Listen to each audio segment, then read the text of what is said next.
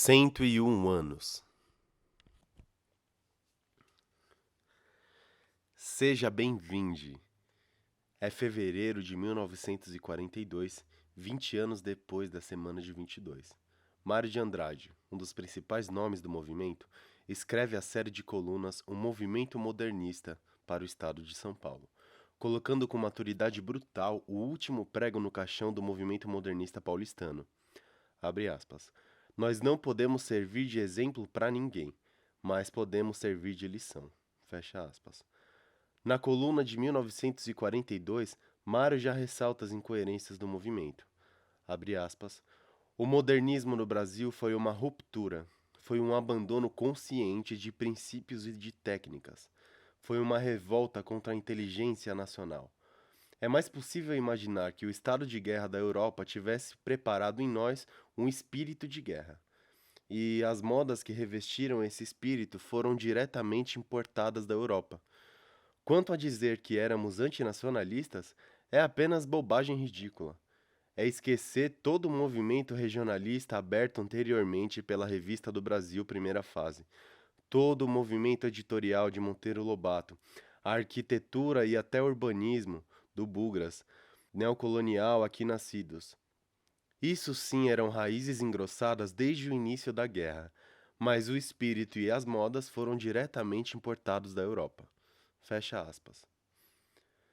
Lá, ele notava o que vem sido notado neste centenário passado, inclusive nesta primeira edição da Relativa.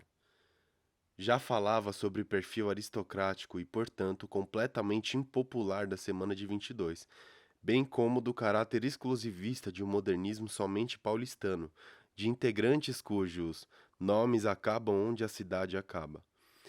Então, por que vivemos cultuando esse movimento e tratando-o como a síntese da arte e do movimento modernista brasileiro?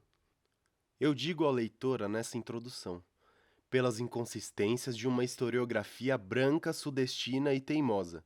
Uma historiografia que, a partir de 1945, com uma série de autores presos a documentos encontrados em São Paulo, medalha de desonra a Lorival Gomes Machado, vem se retroalimentando até chegar em 2023, 101 anos depois desse exagero farsante, numa revista digital colaborativa sem fins lucrativos. Por que relativa? Por quê? Para que talvez possamos colocar um ponto final nisso tudo. Para que não precisemos voltar a tratar do movimento hiperbolizado, reprodutor de problemáticas que queria tratar. Fácil perceber como a inflação dos artistas de uma aristocracia branca apagou todo o resto da cena modernista no Brasil, que, como apontou Bruno Albertin em Pernambuco Modernista, trazido aqui nesta edição por Serena, já existia antes da semana tanto quanto ou até mais potente, mais consolidada e mais revolucionária, porém longe demais do eixo paulistano para ser notada. Nessa análise documental feita em São Paulo como o único mundo que existe no universo brasileiro, Lima Barreto, 1888-1922, carioca preto pobre, que ao contrário de Macunaíma, morreu como tal. Grande antagonista da Semana de 22 e apagado do modernismo pela historiografia. E Lino Guedes, 1897-1951. Escritor também preto e deletado do movimento pela historiografia. Simplesmente não existem no modernismo brasileiro. Essa inflação do modernismo escondeu os personagens periféricos. Então, a Semana de Arte Moderna da Periferia de 2007, organizada pela Cooperifa, com manifesto escrito por Sérgio Vaz, elaboram essa reparação. Mesmo que ainda voltando à exaltação do movimento, mas buscam essa reparação. Fato é que os personagens periféricos também faziam o modernismo na época, e não foram lembrados nem trazidos à tona. Foram apagados pelo exagero. Essa é a crítica e o ódio emanado pelos colaboradores dessa edição. Essa relativa, alimentada pela relatividade entre os olhares dos colaboradores acerca da semana, ora enquanto movimento artístico, ora enquanto movimento político e social, e então problematizado.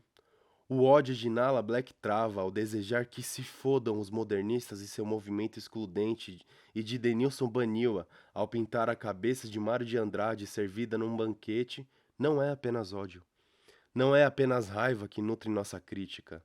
São as dores que percebemos sentir graças a esse tipo de ação histórica. Portanto, escolhemos 101 anos posteriores em vez de 100, porque não é uma comemoração. Não é uma memoração, e sim uma análise crítica e continuada. Se fosse 100 anos, seria relembrar. 101 é seguir em frente. Por isso escolhemos esse tema para a primeira edição desta revista digital, que aborda temas políticos e culturais. Essa edição é uma finalização neste mito que é cultuado como se tivesse a importância que dizem ter. Ele foi um mito institucionalizador. A escolha do Teatro Municipal de São Paulo não foi à toa. A influência e o financiamento de uma elite latifundiária e cafeeira, essa a qual a relativa se põe contra, pois são os sugadores dessa terra, desses povos e desse espírito. Paulo Prado, segundo o próprio Mário de Andrade no texto já citado, não haveria semana sem Paulo Prado, filho de um ex-prefeito na época e cafeicultor e latifundiário, como seu pai. Foi Paulo Prado quem arranjou os sócios e boa parte do dinheiro necessário para que fosse realizada a Semana de 22, até mesmo no aluguel do Teatro Municipal, que não era barato. A Semana Revolucionária, portanto, foi palco não só de artistas ridicularizados pelo eugenista Monteiro Lobato, mas também de um interesse certeiro da elite do café de São Paulo. Tornar o Estado, por meio desse evento, um polo cultural que superasse o do Rio de Janeiro. Sim, a semana foi, além de tudo, um instrumento de manobra das elites latifundiárias e ufanistas de São Paulo. Por isso, o interesse em se institucionalizar esse evento de proporções falseadas. Abre aspas. Ninguém pensava em sacrifício. Nenhum se imaginava mártir. Éramos uma arrancada de heróis convencidos, uns Hitlerzinhos agradáveis. Fecha aspas. Mário de Andrade nas colunas O Movimento Modernista, de 1942.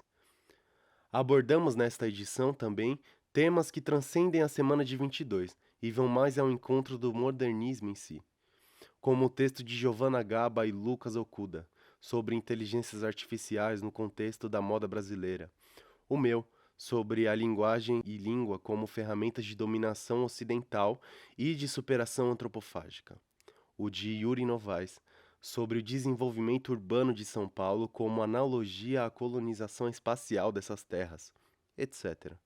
Alguns, é claro, mantêm o foco na semana, como o de Eduarda Tavares, que põe em questão os corpos que participaram e que não participaram, não só do movimento artístico, mas do jogo antropofágico, e em última instância da arte brasileira. Isabelle Bula também traz o papel dos influenciadores digitais e das influências da antropofagia no cinema nacional, enquanto Serena faz isso na literatura em prosa e Ana Cristina na poética, e Lucas Lima na música popular brasileira e nos seus movimentos.